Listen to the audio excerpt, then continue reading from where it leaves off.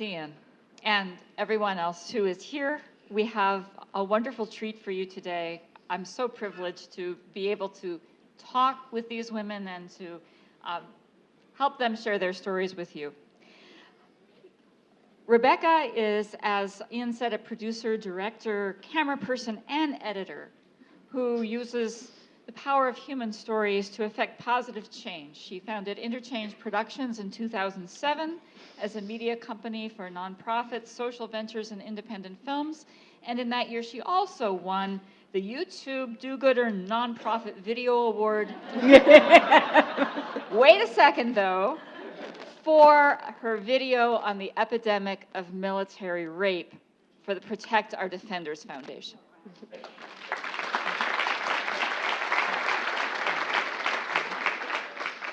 And obviously, she is also directing her first feature-length documentary, which is a co-production between her company and the Kindling Group, and which is now in rough cut, and I will remind you again later, in need of further nonprofit tax-exempt funding. Okay. Sister Chris Schenk is on a year-long sabbatical from her work as founding director of Future Church, which is an international coalition of parish-centered Catholics working for full participation of all Catholics in the life of the church. Among others, its emphases include leadership initiatives, canon law reform, advocating priesthood for women, advocating priesthood for married men. She is a regular columnist for the National Catholic Reporter, and she, most importantly for us today, is also writing a book about evidence of women's leadership in early Christian art and archaeology and its implications for the church today. So welcome, both of you.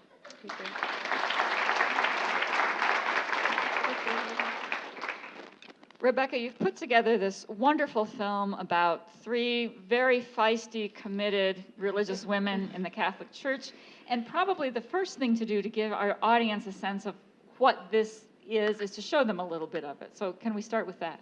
Yeah.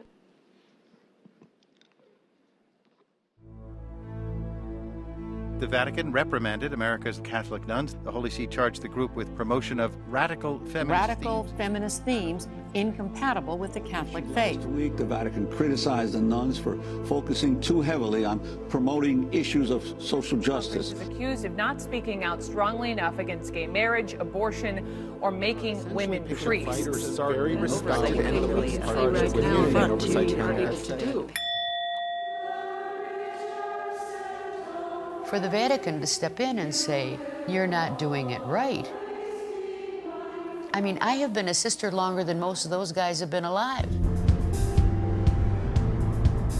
I work with formerly incarcerated people.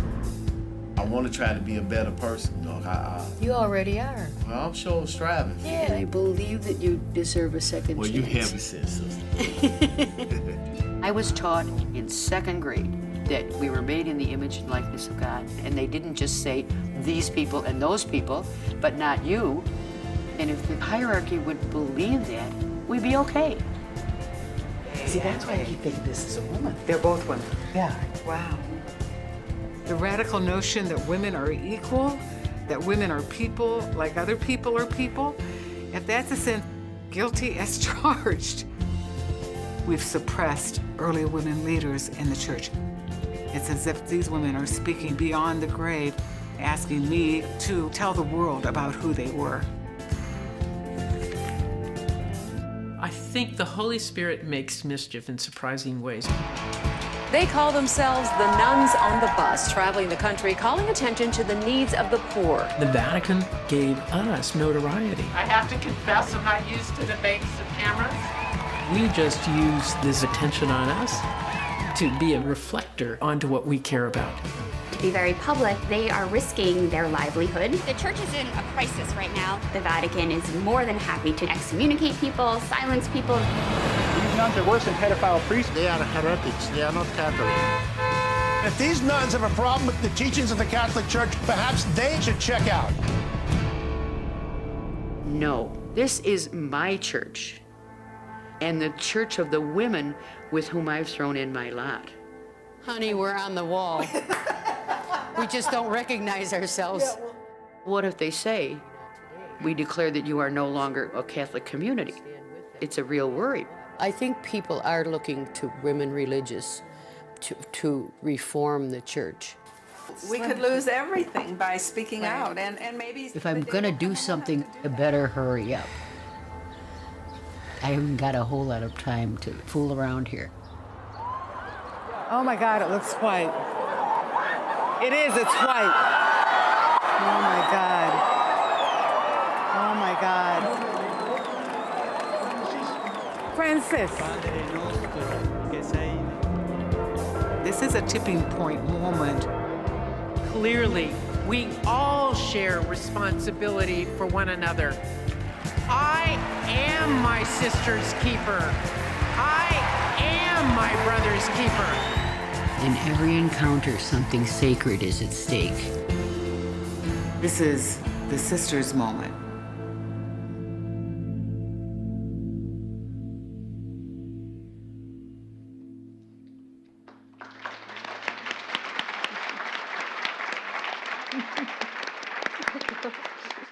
So, Rebecca, you're not, as you say, a religious person, right? What led you to a project that's caused you to devote 5 years, really, of your life to telling the story of these women and to going on all these journeys? You did a pilgrimage to Rome, you've ridden around on a bus, right? Probably gone to places you never expected. How did this happen? You know, one thing is that, yeah, I don't identify as a person of faith, but I wish that I was sometimes, so I like to hang out with people who are and hope it rubs off a little bit. But also, I think for me, as an agnostic person, you know, I'm always, and I think all of us are, we're always searching for meaning. And one of the places where I've been able to find the most meaning is in my, you know, connection with other humans, and in our work to make a better world.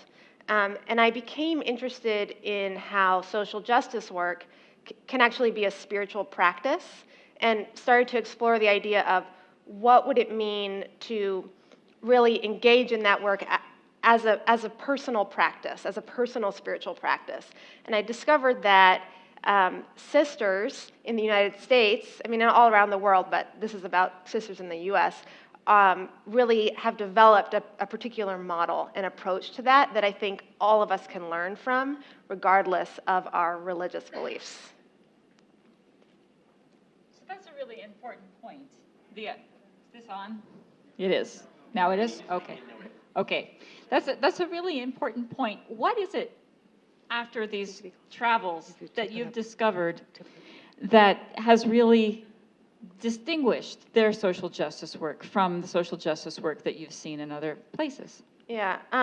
Well, I started, actually, this desire to look at social justice work this way really started for me in college, you know, being involved in activism and seeing and experiencing dynamics in myself and others kind of creep up that I felt were detrimental to the work. Sometimes there was like a competitiveness about it, or like coming from a place of anger, which I think, you know, righteous anger can be a valuable thing. But, you know, what I started to see from the sisters that I was working with was really how, you know, it's a really deep sense of interconnectedness of all people, and how each moment and each interaction was in itself kind of an experience of communion. That's something that I wanted in my life too. I mean, I don't, you know, none of us are perfect, and it's not like every moment is like that. You know, I think the sister, whenever I say something, you know, like that about the sisters that I've met, they'll be the first to say, oh, you know, well, it's not like that all the time, and, you know, we don't want to be held above other people, and you know, that kind of thing. But that is what I have seen and learned. So what led you to these particular 3 sisters? You've interviewed dozens and dozens of people to come up with Sister Jean, Sister Simone, and Sister Chris. Mm-hmm. How did you do that? Well, we knew we wanted 3 people who were on different journeys, who could show different parts of the work and the ministry of American sisters. So that was a very important part of it. The other part is being comfortable speaking their minds, speaking their hearts on camera in a project that was going to be shown very broadly. In our different interviews with sisters and our phone calls and meetings, we'd, meet these amazing women who, would have such fascinating and important things to say, but didn't feel like it was a good idea for them personally to say it so publicly. So we had to find, these 3 brave women who really felt like that was part of their ministry to do that. So I'm going to jump across and ask Sister Chris, you consented to do this work with Rebecca. So tell us about how that evolved. How did you decide this was a good place to tell a story? Well, there are a couple stages, I guess, in the process. In my capacity as executive director of Future Church, I was always anxious to get as much media attention as I possibly could about our mission, and not soundbite media attention, which does a disservice, I think, to almost any advocacy group. So obviously this was an opportunity to talk in greater depth. That said, I was just telling you beforehand, those 3 years were among the craziest we've ever had at Future Church. We had so much going on with parish closings going on all over the country. We had a national thing getting folks to appeal resources to people so that they could appeal for their parishes. And even in our own diocese, we won like 12 appeals. But and then with Pope Benedict resigning, so I was like crazy. Oh, and then, of course, there was the LCWR thing. So I was a crazed woman, and Rebecca comes along, and I'm like, I don't know if I have time for this, not with what you want. And but then we went to that first LCWR, and really it was because of her that I decided, okay, this is, because it is a lot of work. It looks really glamorous, but it's not. It's not. It's sort of a pain in the patoot. It's a pain in the patoot. And but I was so taken with Rebecca's passion that I thought, oh, there's no way I cannot do this, So, I mean, aside from the importance of it, I mean, and don't get me wrong, when we first met, I thought we'd be maybe a little 30-second clip in it, so, and then before you knew it, I was one of the stars. Ooh, that was scary. We're really, really, really glad that you said yes. Yeah. Okay. So, a colleague of ours, in fact, she's in the audience today, Bren Murphy, has made a wonderful film, A Question of Habit, about pop culture images of nuns, and they're always portrayed, always in long habits. They have rulers, they grace coffee cups, they grace greeting cards, they grace salt shakers. This is not what we see in the film, right? So is your project really about stereotype busting? Why do you think people are so interested in nuns anyway?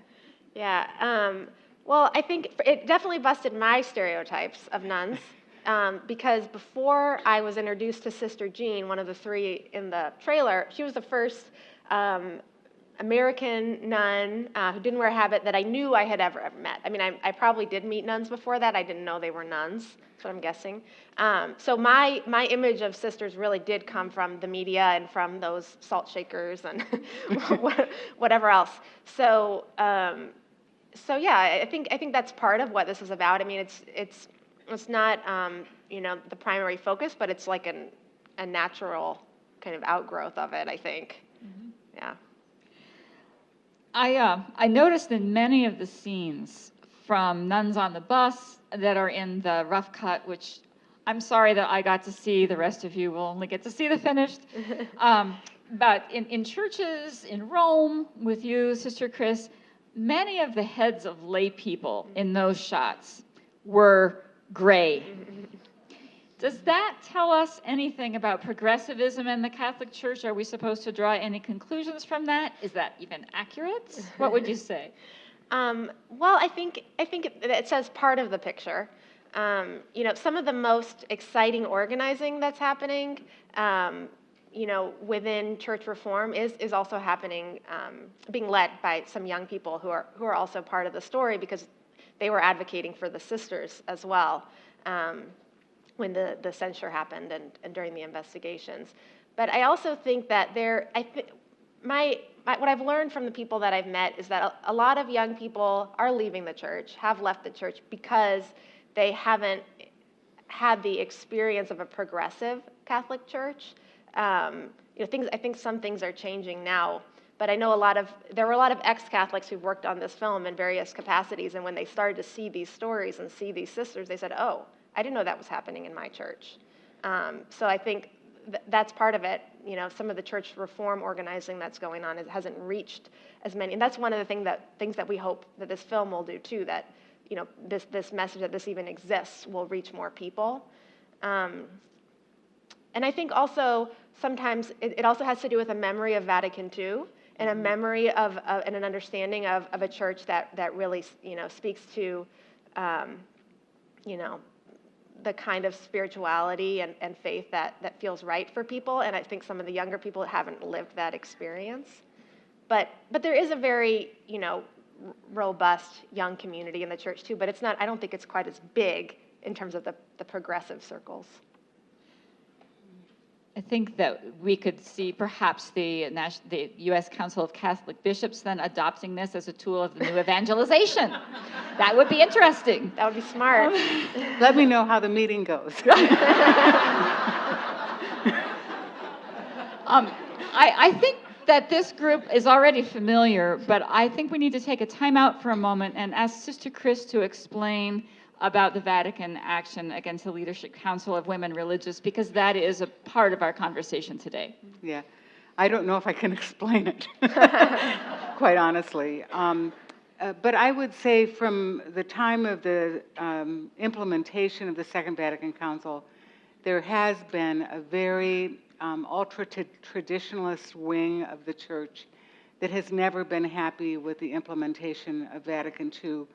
And that goes from the highest levels of the clergy right to the lay people. And one of the lightning rods for them was the fact that nuns chose not to wear habits any longer. Never mind that in our origins, most of our communities never wore habits when we were founded. My own congregation just wore what widows wore.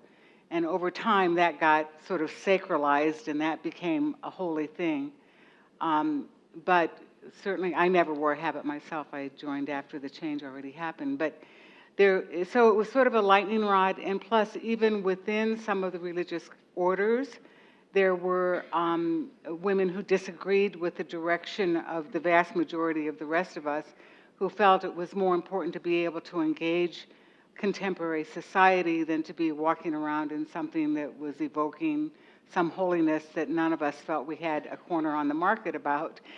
And please don't get me wrong, I don't want to make it habit, not habit. Some of my best friends are in communities that wear habits. But these are some of the contours of the what happened. And so, plus I think, quite honestly, there was a big political issue around the Affordable Care Act. I think the Catholic Health Association, which is run by many of our religious orders, run the Catholic hospital system in the United States. We had a different view of the Affordable Care Act. Our goal, I say our because I'm a nurse midwife and worked for 20 years with very poor women in Cleveland who were not insured, was to get health care to people. I mean, that was why most religious orders were founded. And so when at the last minute, Cardinal George withdrew his support for the Affordable Care Act without really telling, not with much advance notice with the Catholic Health Association, they went ahead with it. I don't think Cardinal George was behind this, don't get me wrong, but some of the prelates, high-ranking prelates, were very angry that we were not presenting a monolithic Catholic opposition to the Affordable Care Act. Whereas for the Catholic Health Association and all of those nuns, hospitals who have been giving care forever, the mission is about health care to people, you know? So there was a really ideological thing, and then it had to do then with how authority is exercised in the church. So I think there was a very big mistake on the part of a few conservative prelates in Rome that launched then, first of all, the apostolic visitation of all religious communities, and then the complaints about the Leadership Conference of Women Religious, which represents some 80% of the over 60,000 sisters in the United States. There is a wonderful book about this that's been written, Sisterhood is Powerful, in which the sisters themselves wrote the story. So, I don't know how much we could talk a long time about that, but I think it really ended up being a tipping point aside from all the issues of, as sisters, we have to, what do you want to say? Make our views known. We don't have any decision-making authority in the upper echelons in Rome at all. Any argument that was going to advocate for us had to come through a prelate. It had to come through an ordained person. And so it also throws into sharp relief the issues about the hazards of not having integrated leadership. And I also, I think, anyway, I don't want to go on to it at length, but I'm hopeful about the future, let's just say that. Pope Francis has been a breath of fresh air. And that's something I think that we can come back to in a little bit. Sure. But this is one of those events in the life of the Roman Catholic Church in the United States, which has a long history, that tends to, in the media anyway, juxtapose conservative, traditional on one hand, and progressive and liberal on the other hand. Has the process of making the film and being involved in the making of the film caused you to see any of those labels in a new way? Well, certainly for me, one of the things that I, learned from Chris is she talks about the church reform and renewal movement, right? So it's like, who gets to define what tradition is? Who gets to define what history is?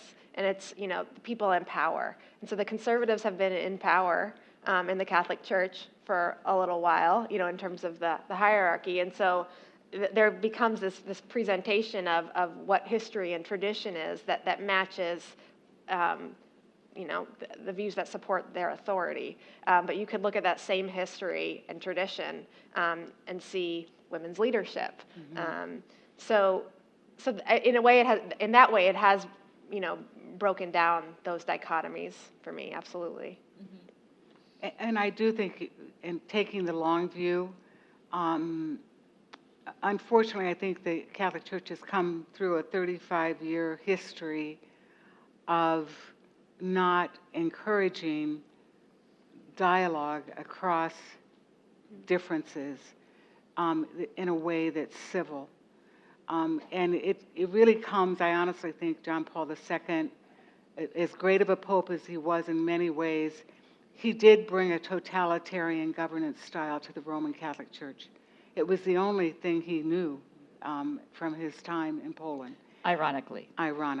And so in many ways, institutionally, and especially, there were, ruffling, after the Second Vatican Council, but he brought this very top-down, my way or the highway way of governance, going after theologians, so suddenly all free speech sort of got shrunk down to nothing, and you just be quiet and do what you're told.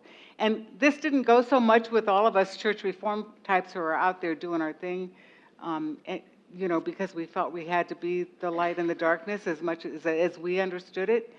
But I think, and of course I'm obviously on one side of the progressive traditionalist thing, but what it did not help was civil discourse so people could see our common love for Jesus, for the church, and for the mission of the church, which really is we have much more in common than we have not in common. So Pope Francis's new style of dialogue, even though it's messy, is going to get us a lot farther in terms, I'm hoping, of bridging some of those divisions. I think that the style of leadership you were just talking about, the style that was more authoritarian, has led, and we see it in the clip actually that we were watching today, to an attitude of, well, if you don't like it, leave. This is kind of the idea of how we're supposed to be personally authentic, right? That whatever it is, your marriage, your religious community, your political party, if you don't like it, lump it. And Becca, your subtitle is Love is Blind, Obedience Shouldn't Be, or that's at least on the trailer, right?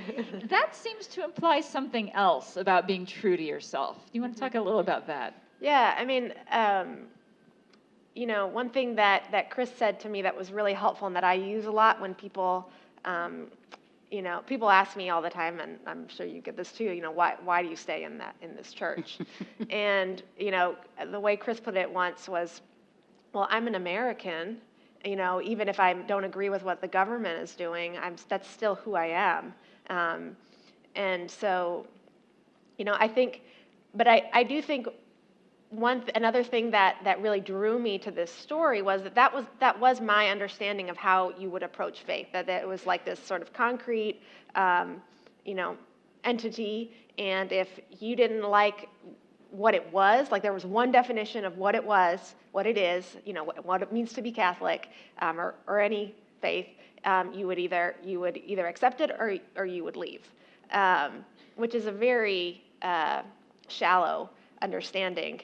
And so I was just totally enthralled by the idea of somebody like Chris and these other reform organizers who were actually claiming their space in the institution and working to make it better. That was I mean, you know, I was raised marginally Episcopalian, you know, and so my own, I think, experience of faith and religion was limited to, you know, when I was a young child, and then I had the exposure that I saw in the media, which for a long time was the voice of, you know, of any kind of religious voice, of Christian voice in the media was conservative.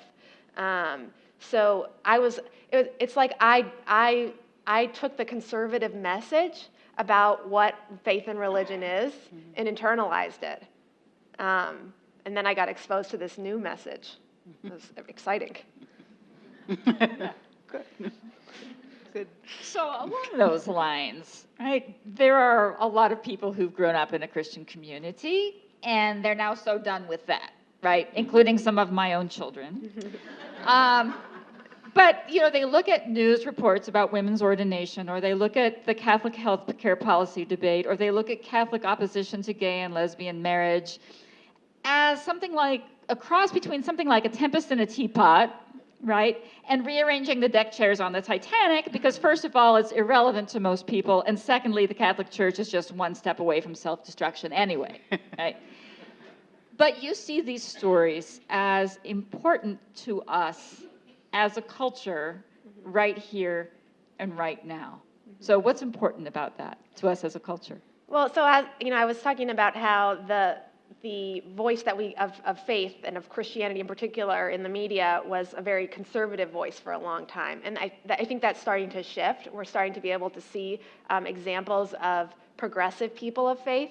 I think, you know, the nuns on the bus was one example that got a lot of coverage, and so, you know, I think it's important to tell this story as part of, you know, shifting that discourse. I think for me also, it's really valuable to hear stories and hear from people of faith who support women's rights, who support LGBT people like myself, because even if, you know, I don't ascribe to the same faith as a bishop who is, you know, having a, oh, now I'm blanking on the word, Bishop Peprocky when we had gay marriage pass, and yeah, he was having an exorcism.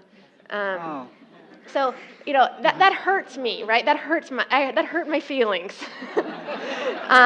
Even though I don't, you know, necessarily share some of those same views, it still affected me. And so, because I think, you know, the idea of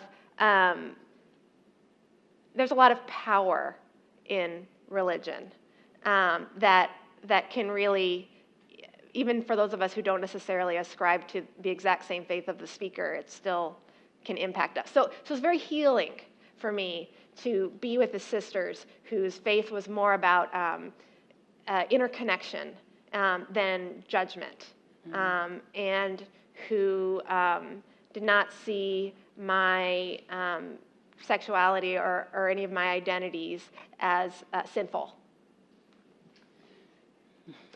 I think that's, so in that way, that would be a healing or possibly welcome thing for the public to see as well. For all of us, regardless, right. yeah. Yes, exactly. And I also think that the majority of American Catholics are progressive, but the American leadership hasn't been. And so it's also important to, but they have a lot of power in our elections, in our political process. And so it's important to get those voices and to sort of show a broader idea of the Catholic Church as well. So this is a good time, I think, for us to turn to Chris's work. And Chris, you've got lots of exposure among Catholics through your writing, through your presentations at Future Church, through your presentations at Call to Action. What is it that we're going to get to see in this clip right now that's so close to your work? Well, Future Church is very multifaceted, and I was passionate. I mean, we were founded in 1990 as a response to the reality of the priest shortage. Right now we have, in 2008, the Center for Applied Research in the Apostolate did a study showing that of the 19,000 priests, active priests at that time, by 2019, there were only going to be 13,000 priests for some 18,000 parishes. And this is in 1990, we saw this coming. So part of that mission was a lot of energy that I put into that because of love for parishes, love for parish life. Certainly it was a parish that rooted me and helped me find my way to the Congregation of St. Joseph, my religious community. So a lot of my work about that and, was really important. But the other piece that was even deeper than that had been my work with women, working as a nurse midwife, especially with low-income pregnant teens who didn't have any vision of themselves as having any worth unless they were attached to a boyfriend, and having their babies so that they could get the love from their boyfriend. And so the other thread through all of my work with Future Church has always been about the whole issue of women's empowerment and how disempowering it is for Catholics to only ever see men on the altar. And I believe some of my best friends are priests, but the fact is, and actually a priest co-founder, Father Louis Trivison, helped me learn a lot about the inner politics of the clerical system. But the fact is, you cannot help, if only men image God ever and image the sacred, how can our daughters ever internalize anything except they must not be quite as holy as men or as our sons? And what are our sons internalizing? That they must be a little bit better because they've got these sacred roles. And so a lot of my work with Future Church had to do with recovering the memory of women's leadership in the early church, bringing them to visibility. Probably the thing I'm proudest of is our Mary of Magdala celebrations that happen every summer now for about almost 20 years, over 350 around the world, where a woman serves in a visible liturgical role. It's a prayer service, it's not Mass. And there's a biblical program now about who Mary of Magdala was. She was the apostle to the apostles. She was not a prostitute. She was a woman leader, revered through the earlier centuries of the church. And these are ways then to get the visibility out there about who the early women leaders are. And so, in 2006, we took a pilgrimage to Rome to look at the sites of women leaders in the early church.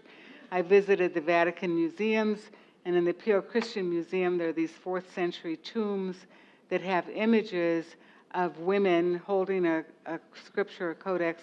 Should we go to the slides? Yeah, we should go to the slides, I guess. Do you But- want to go to the clip first or the slides? Oh, yeah, why don't we Okay, do so the- let's look at the clip. Anyway, this was the and then idea we'll look for at the book. slides. Yeah. I'm sorry for We'll the come long back to that prelude. after. No. So Anyway. let's look at some of what Sister Chris saw on her journey. Signori e signore, il nostro primo ufficiale ci informata che mancano 25 minuti circa. Giù a Filadelfia, una giornata I have more than once prayed to our foremothers in faith to help center me at this very challenging time. Ladies and gentlemen, now would be a good time to start collecting. I feel very impassioned about retrieving the history of early women leaders in the church.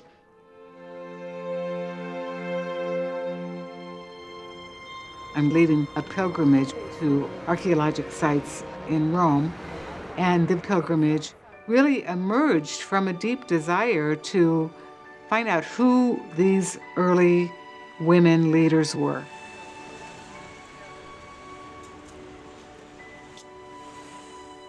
They really don't show up in the literary records so much because almost all of the literary records were written by men. But where you will find evidence is in the archaeology. Yes, here it is. Here, this is a wonderful woman's tomb. One interpretation is that the middle figure is the woman as a deacon. Oh, yeah, I think that's cool. Many interpreters believe that this is primarily a woman's space, a place where women came for prayer and celebration and to remember their female forebears. These were real women who were buried here. That always gets me, you know?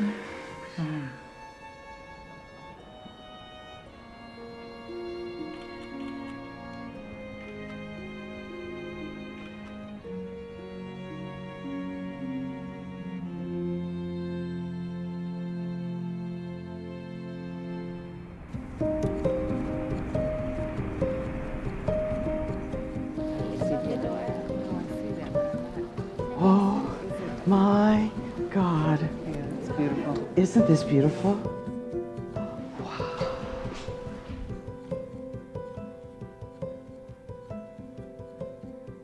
Through history, women were in leadership, but it's been hidden. Yes. It's not hidden, it's right here. Yeah, we were just not told. Hidden in plain sight. Hidden in plain sight. I think this is Prudenciana and probably Presed. So it's the two women. Yes. I think it's both of them. See, that's why I keep thinking this is a woman. They're both women. Yeah.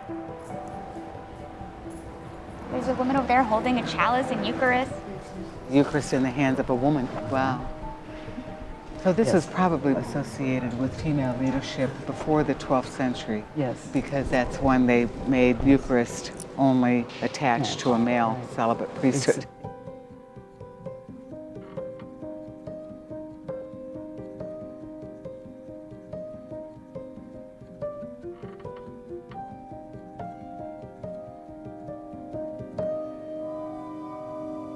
These women are speaking beyond the grave to say, yes, we were here. Yes, we were witnessing to Jesus. And yes, our leadership was valid. Oh, here it is. Christ and the 12 apostles. And Yes. here's Mary. And then all the women.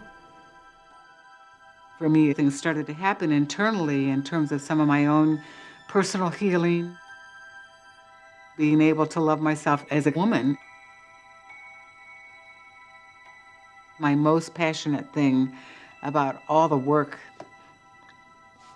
that I've done with Future Church, it is about bringing to visibility those women who really built the first 3 centuries of our church that no one knows about.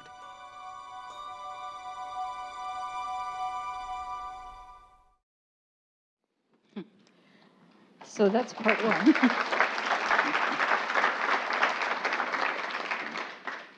So not only do we have this film footage that will be in Radical Grace, but Sister Chris, you've also got some slides from some sarcophagi that are even more important evidence. Yeah, And one thing I want to say, I was sort of doing a thing on the fly there, but that one image at the end with the woman with the chalice, that was really a much later image from about the 1700s.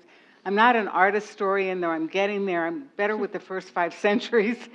But even so, it shows that this church was to honor 2 very early Pudenciana and Praxedes. And anyway, so it was still felt appropriate in the 1700s to portray a female figure holding a chalice and a host, and that's pretty powerful stuff. Yeah, this is, okay. Could we go to maybe the 4th one, the one with... The long one? Yeah, the long one. This is one of the friezes that I found at the Pio Cristiano Museum that I absolutely became fascinated by. This museum really didn't open until 2005, so they have not been out in the public airwaves that much. You can see a woman in the center holding a codex with her hands in this very, it's sort of a philosophical teaching. It's really a proclaiming gesture. And on either side of her, you can see arrayed stories from Scripture, the multiplication of the loaves, Jesus' triumphal entry into Jerusalem. On this side, it's the arrest of Peter. This is the raising of Lazarus. So these are the, and there are about, probably at least 5 or 6 that have these. And this is just in the Pio Christian, and there are now many others. So let's go back to the first one. So for the last 6 months, I've learned everything you ever wanted to know about how to make a sarcophagus, and really the history of art interpretation, of the classicals, which was, anyway. So this is a frieze, and I don't have the actual, this is a scan of a photo, but this is of Plotinus, who was a very famous mid-3rd century philosopher in Rome, not Christian. And art historians say that this frieze became iconic for later representations of authority in Christianity, okay? Just to give you, this is sort of the geek side of what I'm doing. And so you can see, no, keep it at the first one, thank you. And you can see him in the middle holding a scroll, and on either side are these 2 women who are muses in the classical understanding, but in actuality, this is a portrait sarcophagi, which means that it was commissioned specially for whoever was buried in it. It's not necessarily Plotinus, but the two figures are of his wife. I think it was Plotinus. I take that back. Are of his wife and daughter. So they personalized these tombs, and this is in a sort of a philosophic period of sarcophagi. Previous to this, it was more mythological. In any case, the iconic part is you see him sitting on a chair, gazing off into a distance, 2 muses paying attention, okay? So now we'll go to the next one. Okay, this is a Christian sarcophagus of Junius Bassius, who was a major, he converted sort of on his deathbed and made this huge, they had this huge parade through Rome. This was after Constantine, when Christianity became the main go-to religion in the empire. But iconically, you can see again, seated on a chair, raised, gazing off into the distance, holding a scroll, and iconic portrayals of Peter and Paul on either side. This is the authority portrayal for Christians.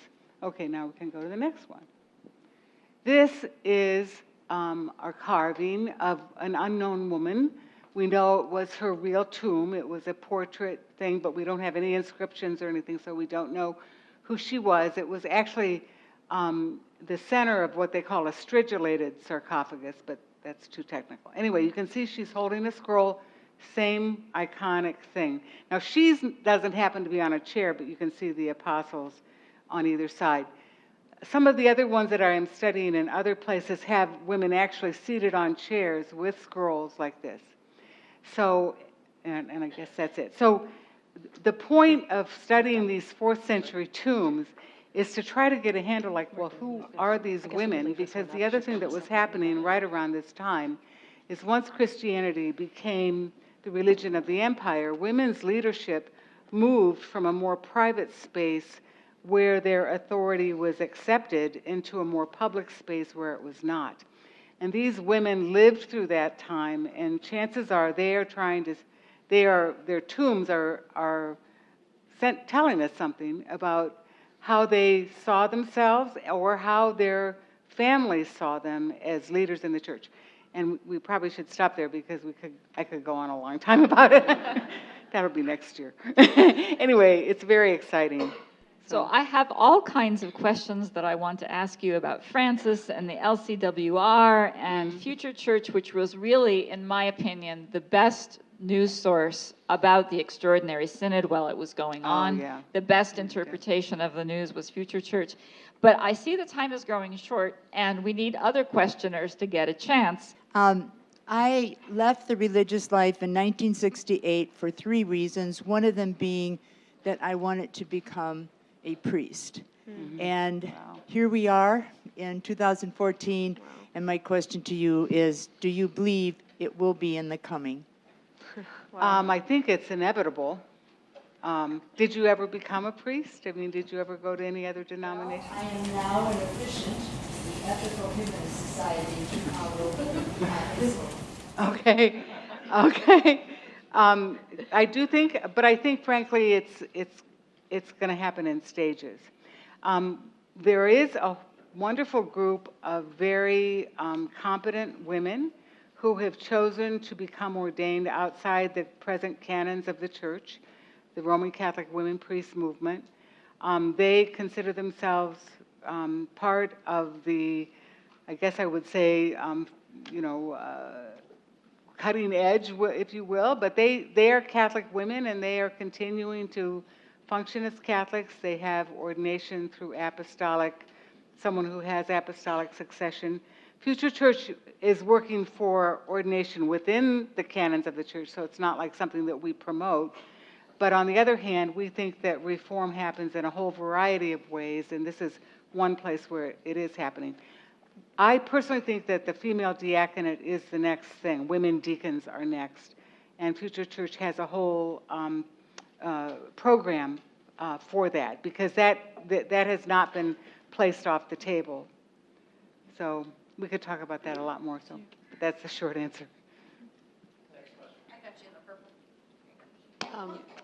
I have a question about, first of all, I haven't had an opportunity to see the film, so I'm not really sure what the mission of the film is, but one of the things that I'm curious about is what are women religious doing to give opportunities to young Catholic women to get involved. I mean, my children attend a Catholic school, and I've never seen anything like come to a meeting, and I'm very involved with like Voice of the Faithful and through my relationships with different priests and things, but what is available, or what are you doing to sort of get the word out that there are women in the church that are very excited about, you said I'm very hopeful for the future. Yeah.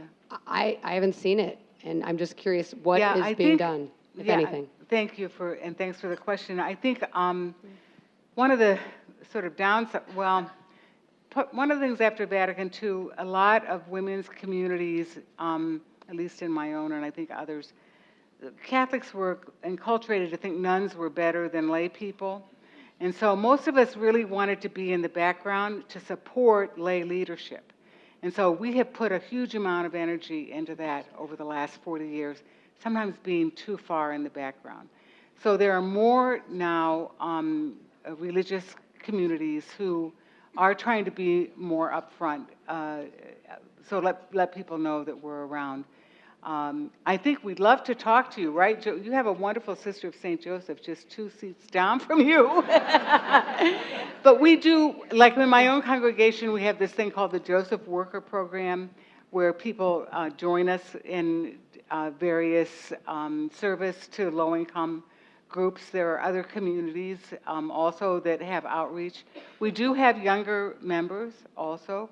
I think we need to do a whole lot more than we've been doing, though. So I love your question, and I want to get you on a committee.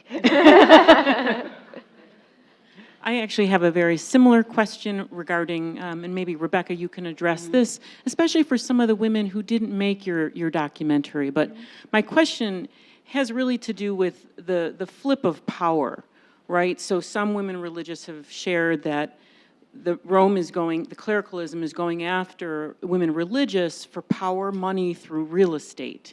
It's really about the real estate of the religious communities. That's to be debated, of course, but that's not my question. It's much more about the empowerment, again, the hope or the shift of power, like women religious seem to hold the power with the laity, and how you've seen that through your interviews, your 5-year journey, and many of the women you've encountered in the peoples. I mean, do you see them really, the power, if you will, of the church? Or talk a little bit about that. Well, yeah, I mean, I think that people, attribute a certain moral authority to the sisters that have been in their lives because they have lived, and they have done their ministries from such a place of integrity. And so I think that it's really, people are giving them that power. They're not, trying to take it. It's just a natural outgrowth of their work and the way they do the work. So but I definitely have seen that. I mean, I also think that the Vatican's actions were a huge media moment for American sisters, and I think really shed light on this whole community of people that has been in the background for so long, and for those of us like I was talking about earlier who want to see a different voice for people of faith. It was really exciting to the very things that they were being criticized for were the things that were like so healing for me to even know existed. So it just put that on the radar. Yeah. We have time for 2 more questions. Are there any significant prelates in the hierarchy who are taking up your cause?